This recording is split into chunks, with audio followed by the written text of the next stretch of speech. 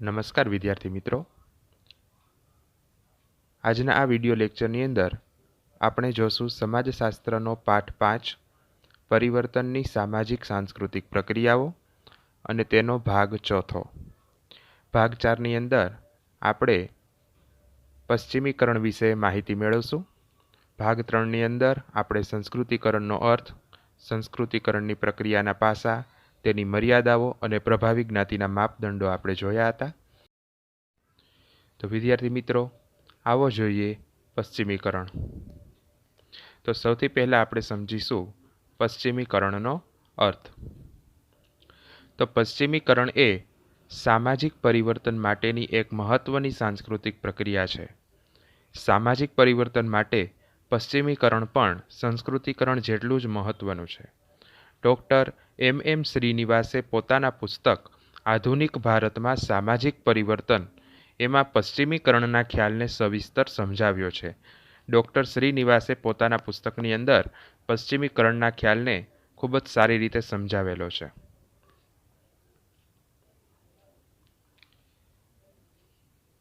શ્રીનિવાસના મત મુજબ પશ્ચિમીકરણ એવી પ્રક્રિયા છે જેમાં ભારતમાં 150 વર્ષના બ્રિટિશ શાસનને કારણે ભારતીય સમાજ અને સંસ્કૃતિમાં વિવિધ સ્તરે પરિવર્તનો આવ્યા છે. તેમાં યાંત્રિક, સંસ્થાકીય, વૈચારિક અને મૂલ્ય સંબંધિત પરિવર્તનોનો સમાવેશ થાય છે. પશ્ચિમીકરણ એ ભારતમાં માળખાકીય પરિવર્તનો કરતાં સાંસ્કૃતિક અને સામાજિક પરિવર્તનો સમજાવવા માટેનો ખ્યાલ છે. તો વિદ્યાર્થી મિત્રો, શ્રીનિવાસ એવું કહેવા માગે છે કે ભારતની અંદર 150 વર્ષનું બ્રિટિશ શાસન રહ્યું. તો એ બ્રિટિશ શાસનના કારણે ભારતીય સમાજ અને સંસ્કૃતિના ઘણા બધા સ્તરોની અંદર ફેરફાર થયો. તો એની અંદર યાંત્રિક હોય, સંસ્થાકીય હોય, વૈચારિક હોય કે પછી મૂલ્ય સંબંધિત પરિવર્તનો હોય, આ બધાનો એમાં સમાવેશ થાય છે. અને એના લીધે ભારતની અંદર પરિવર્તન આવ્યું, જેને આપણે એ પરિવર્તનને પશ્ચિમીકરણ તરીકે ગણાવી શકીએ. તો પશ્ચિમીકરણ છે એ ભારતમાં માળખાકીય પરિવર્તન કરતાં સાંસ્કૃતિક અને સામાજિક પરિવર્તનો સમજાવવા માટેનો ખ્યાલ છે. કે ભારતની અંદર માળખાગત ફેરફારો કયા થયા એના કરતાં જે સમાજની અંદર અને સંસ્કૃતિમાં જે ફેરફારો આવ્યા છે એ સમજાવવા માટે શ્રીનિવાસે પશ્ચિમીકરણનો ખ્યાલ આપ્યો છે. વિદ્યાર્થી મિત્રો, પશ્ચિમીકરણના અર્થમાં આ 3 બાબતોનો આપણે સમાવેશ કરી શકાય. પહેલું, યંત્રવિદ્યા અને વિજ્ઞાનનો સમાવેશ થાય છે. બીજું, સંસ્થાઓ, વિચારસરણી, મૂલ્યો વગેરેનો સમાવેશ થાય છે. ત્રીજું, ચીજવસ્તુ, ભાષા વગેરેનો ઉપયોગ થાય છે. તો પશ્ચિમીકરણના અર્થની અંદર આ 3 બાબતો આપણને જોવા મળે છે. એક તો યંત્રવિદ્યા અને વિજ્ઞાનનો સમાવેશ, સંસ્થાઓ, વિચારસરણી અને મૂલ્યોનો સમાવેશ, અને ચીજવસ્તુ, ભાષા વગેરેનો ઉપયોગ.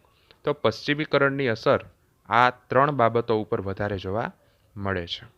પશ્ચિમીકરણ એક વ્યાપક, સંકુલ અને ઘણા સ્તરવાળો ખ્યાલ છે.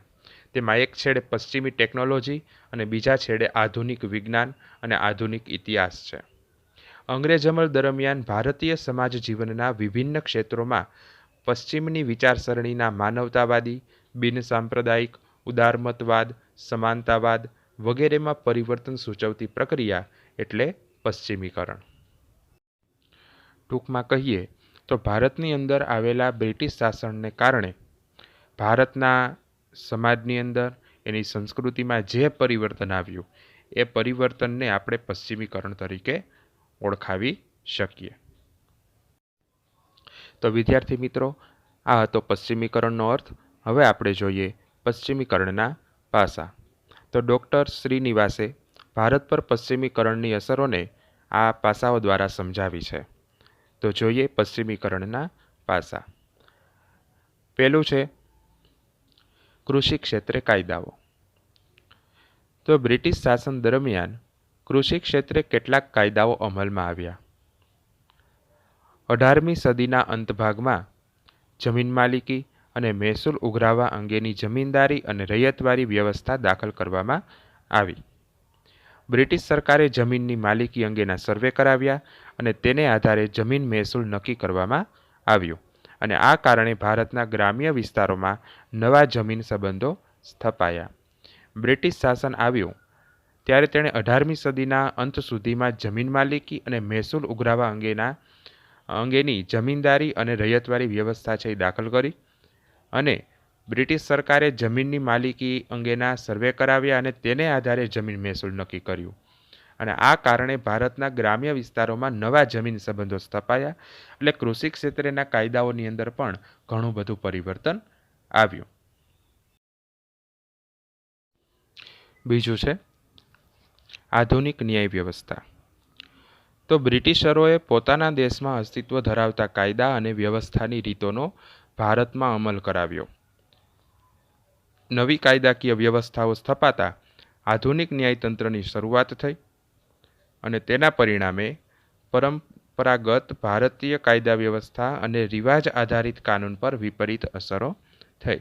તો બ્રિટિશરો જ્યારે ભારતમાં આવ્યા ત્યારે તેણે પોતાના દેશમાં જે કાયદાઓ અને વ્યવસ્થા હતી એ કાયદાઓ અને વ્યવસ્થાની રીતોનો ભારતની અંદર અમલ કરાવ્યો અને તેને લીધે લશ્કર અને પોલીસ દળોની નવેસરથી આધુનિક રચના કરવામાં આવી અને નવી કાયદાકીય વ્યવસ્થાઓ સ્થપાણી એટલે આધુનિક ન્યાયતંત્રની શરૂઆત થઈ. એટલે એના લીધે જે ભારતની જે પરંપરાગત કાયદા વ્યવસ્થા હતી કે અથવા તો પરંપરા આધારિત કાનૂન હતો એના ઉપર વિપરીત અસર થઈ અને એના લીધે ભારતની અંદર આધુનિક ન્યાય વ્યવસ્થા આવી.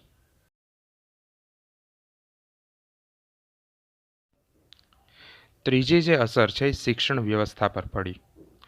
તો પશ્ચિમીકરણની સૌથી વ્યાપક અસર શિક્ષણ વ્યવસ્થા પર પડી. 19મી સદીની શરૂઆતમાં ભારતમાં અનેક સ્થળોએ શાળાઓ અને કોલેજોની શરૂઆત કરવામાં આવી. સમય જતાં ગ્રામ્ય વિસ્તારો સુધી શિક્ષણની વ્યવસ્થા ગોઠવવામાં આવી અને તેના પરિણામે નવા વિચારો અને મૂલ્યોનો પ્રચાર તથા પ્રસાર થયો. ઈસવીસન 1875માં મુંબઈ, કોલકાતા અને ચેન્નઈ ખાતે યુનિવર્સિટીઓની શરૂઆત થતાં ઉચ્ચ શિક્ષણનો વ્યાપ વધ્યો. તો આ એક સારી અસર થઈ કહેવાય કે પશ્ચિમીકરણને લીધે શિક્ષણ વ્યવસ્થા ઉપર બહુ મોટી અસર થઈ. 19મી સદીની શરૂઆતમાં ભારતની અંદર ઘણી બધી શાળાઓ અને કોલેજોની સ્થાપના કરવામાં આવી.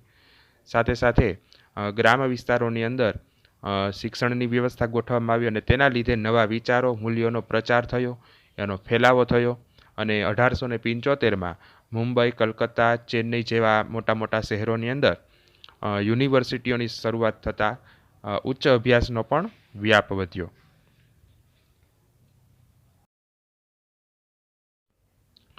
ચોથું છે છાપખાના.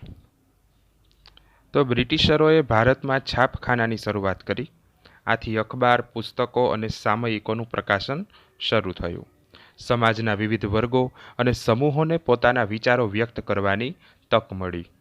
તે પરિણામે ભારતમાં વૈશ્વિક સ્તરના નવા વિચારો અને મૂલ્યોનો પ્રસાર થયો. તો બ્રિટિશરોએ ભારતની અંદર પ્રિન્ટિંગ પ્રેસની શરૂઆત કરી. પ્રેસની શરૂઆત થઈ જેથી અખબાર છે, પુસ્તકો છે અને સામયિકો એનું પ્રકાશન શરૂ થયું અને એના લીધે સમાજના જુદા જુદા વર્ગો અને સમૂહોને પોતાના વિચારો છે એ વ્યક્ત કરવાની તક મળી. તેઓ પોતે પોતાના વિચારો વ્યક્ત કરી શકે સામયિકો દ્વારા, પુસ્તકો દ્વારા, અખબાર દ્વારા, બરાબર. અને તેના પરિણામે ભારતની અંદર એક વૈશ્વિક સ્તરના નવા વિચારો અને મૂલ્યોનો પ્રસાર થયો એટલે કે ફેલાવો થયો. પાંચમું છે નવી વિચારસરણી. પશ્ચિમીકરણ લીધે એક નવા વિચારો અને સિદ્ધાંતો અસ્તિત્વમાં આવ્યા. ડૉક્ટર શ્રીનિવાસ આ સંદર્ભમાં માનવતાવાદના વિચારોને સૌથી વધુ મહત્ત્વ આપે છે અને માનવતાવાદનો વિચાર બધી વ્યક્તિઓના કલ્યાણની વાત કરે છે. જ્ઞાતિ, આર્થિક સ્થિતિ, ધર્મ, ઉંમર અને જાતિના ભેદભાવ વિના સૌના કલ્યાણનો આદર્શ છે. સમાનતા, સ્વતંત્રતા અને બિનસાંપ્રદાયિકતાના ખ્યાલોએ માનવતાવાદી વિચારસરણી ફેલાવવામાં અગત્યનો ભાગ ભજવ્યો. તો પશ્ચિમીકરણને લીધે એક નવા વિચારો અને નવા સિદ્ધાંતો છે એ અસ્તિત્વમાં આવ્યા અને ડૉક્ટર શ્રીનિવાસે આ સંદર્ભમાં માનવતાવાદનો વિચાર એ માનવતાવાદના વિચારને વધુ મહત્ત્વ આપ્યું, કારણ કે માનવતાવાદનો વિચાર છે એ બધી જ વ્યક્તિઓના કલ્યાણની વાત કરે છે. એમાં બધાનું કલ્યાણ સમાયેલું છે. જ્ઞાતિ, આર્થિક સ્થિતિ, ધર્મ, ઉંમર અને જાતિના ભેદભાવ વિના સૌના કલ્યાણનો આદર્શ છે. તો કોઈ પણ જાતના ભેદભાવ વગર બધી જ વ્યક્તિઓનું કલ્યાણ થાય એ વાત માનવતાવાદની અંદર રહેલી છે. તો સમાનતા, સ્વતંત્રતા અને બિન સાંપ્રદાયિકતાના ખ્યાલો પણ માનવતાવાદી વિચારસરણીમાંથી જ આવે છે. તો નવી એક વિચારસરણી પશ્ચિમીકરણને લીધે આવી છે. તો છઠ્ઠો મુદ્દો છે આધુનિકતાનો વિકાસ. તો પશ્ચિમીકરણના કારણે ભારતમાં વેપાર અને ઉદ્યોગોનો વિકાસ થયો તથા શિક્ષણનો પ્રસાર થયો. પરિણામે એક નવો વર્ગ ઉદ્ભવ્યો જે મધ્યમ વર્ગ તરીકે ઓળખાયો. બ્રિટિશ સરકારના વહીવટી તંત્રમાં જોડાયેલો શિક્ષિત વર્ગ સમય જતાં આધુનિક ભારતનો અસરકારક વર્ગ બન્યો. આ સાથે વકીલો, ડોક્ટરો, અધ્યાપકો, સાહિત્યકારો અને કલાકારોનો બુદ્ધિજીવી વર્ગ પણ અસ્તિત્વમાં આવ્યો. આ નવા વર્ગોએ પશ્ચિમી સંસ્કૃતિના કેટલાક તત્વોનો સ્વીકાર કર્યો. પરિણામે નગરોમાં આધુનિકતાનો વિકાસ થયો, કે પશ્ચિમીકરણના લીધે ભારતની અંદર આધુનિકતા આવી. એના વેપાર અને ઉદ્યોગોનો વિકાસ થયો તથા શિક્ષણનો ફેલાવો થયો, અને શિક્ષણના ફેલાવાને કારણે, વેપાર ઉદ્યોગોને કારણે એક નવો વર્ગ ઉદ્ભવ્યો જે મધ્યમ વર્ગ તરીકે ઓળખાણો. સાથે સાથે બ્રિટિશ સરકારના વહીવટી તંત્રમાં જે શિક્ષિત વર્ગ જોડાયો તે સમય જતાં આધુનિક ભારતનો અસરકારક વર્ગ બન્યો, અને એની સાથે સાથે જ વકીલો છે, ડોક્ટરો, અધ્યાપકો, સાહિત્યકારો અને કલાકારોનો બુદ્ધિજીવી વર્ગ પણ અસ્તિત્વમાં આવ્યો, અને પરિણામે નગરોની અંદર આધુનિકતાનો વિકાસ થયો. સાતમું છે લોકશાહીનો વિકાસ. કે બ્રિટિશ શાસન દરમિયાન શરૂ થયેલા સ્વતંત્રતા આંદોલનમાં પશ્ચિમી લોકશાહી, ઉદારતાવાદ અને રાષ્ટ્રીયતાથી પ્રેરાઈને લોકોના સંગઠનો રચાયા. પરિણામે લોકોમાં લોકશાહી પ્રત્યે શ્રદ્ધા અને વિશ્વાસનો વિકાસ થયો, અને સ્વતંત્ર ભારતમાં લોકશાહી સમાજની સ્થાપનાને પશ્ચિમીકરણની અસર રૂપે સ્પષ્ટપણે જોઈ શકાય છે. કે બ્રિટિશ શાસન દરમિયાન જે સ્વતંત્રતા આંદોલનો થયા એને લીધે પશ્ચિમી લોકશાહી, એક ઉદારતાવાદ અને રાષ્ટ્રીયતાથી પ્રેરાઈને લોકોના સંગઠનો રચાયા, કે લોકો દ્વારા સંગઠનો રચવામાં આવ્યા, અને એના લીધે જ લોકોની અંદર લોકશાહી પ્રત્યે શ્રદ્ધા અને વિશ્વાસનો વિકાસ થયો. લોકોને લોકશાહી પ્રત્યે શ્રદ્ધા જાગૃત થઈ, એક વિશ્વાસ બેઠો, અને એવું કહી શકાય કે પશ્ચિમીકરણને લીધે જ ભારતની અંદર લોકશાહી સમાજની સ્થાપના થઈ. તો વિદ્યાર્થી મિત્રો, આ થયા પશ્ચિમીકરણના પાસા.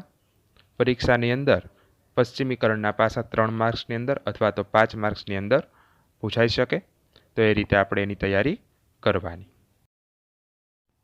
વિદ્યાર્થી મિત્રો, વિડીયોના અંતમાં અહીં આપણને સ્વાધ્યાય આપેલું છે, જેના પ્રશ્નોની તૈયારી તમારે કરવાની રહેશે, અને એ મુજબ પ્રશ્નો તૈયાર કરજો. તો વિદ્યાર્થી મિત્રો, આજે આપણે જોયો પશ્ચિમીકરણનો અર્થ અને પશ્ચિમીકરણના પાસા. નેક્સ્ટ વિડીયો લેક્ચરમાં ફરી મળીશું. ત્યાં સુધી બેસ્ટ ઓફ લક. અને હા, જો ચેનલને સબસ્ક્રાઈબ કરવાની બાકી હોય તો જરૂરથી કરજો, જેથી કરીને નવા વિડીયો તમારી સુધી સરળતાથી પહોંચી શકે. ધન્યવાદ.